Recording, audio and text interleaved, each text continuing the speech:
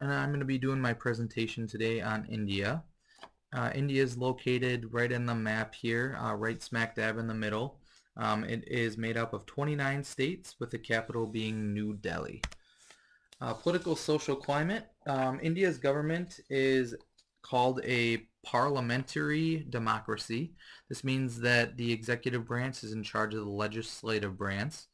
India also has a president who is head of state and a prime minister who is the chief executive of the executive branch. The Indian government also, mostly in terms of trade restrictions, are pretty normal.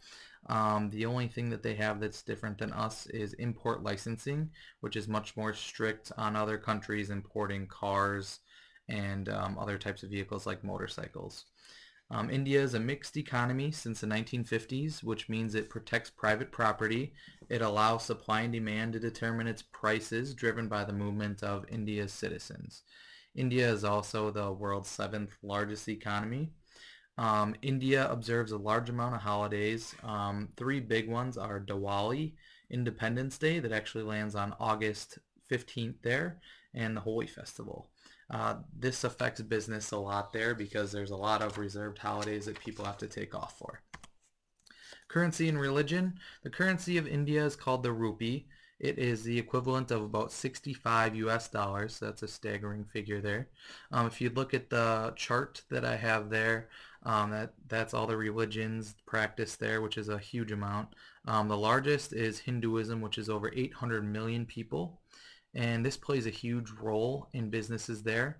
For example, Rajesh Kumar Maneem, who is a spokesman for McDonald's in India, has been forced to make most of their menu vegetarian, which is different from the rest of the world because they see cows there as sacred, so they can't use beef, and everything has to be vegetarian there, which is a huge culture shock.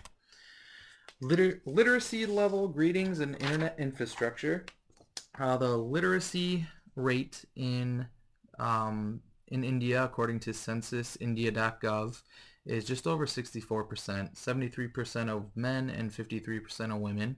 This greatly impacts business because when business jobs come up and positions need to be filled, rarely people are there to fill them. Greeting colleagues. Namaste is the most common. It means I bow down to the divine in you. It's usually used just for greeting somebody or when they leave the room. And if you don't reciprocate that greeting, it's the equivalent of a cold fish handshake in the US.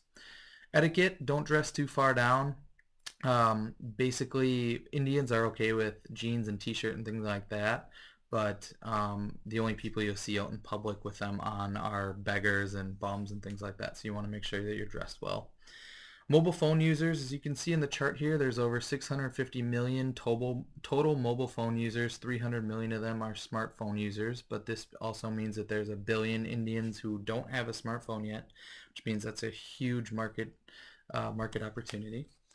My business strategy.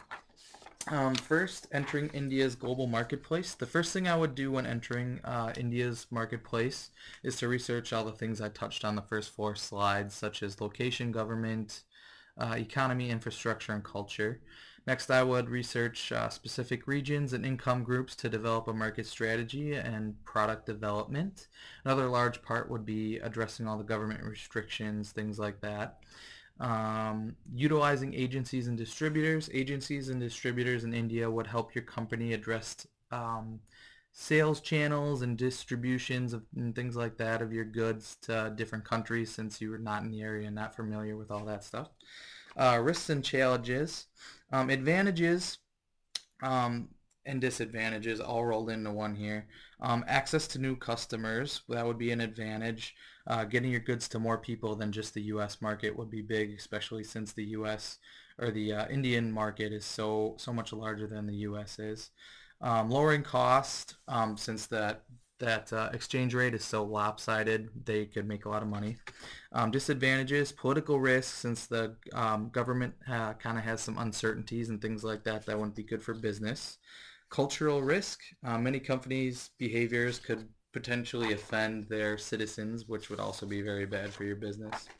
I hope everybody learned a little bit about India, and there's my Works Cited page. Thank you.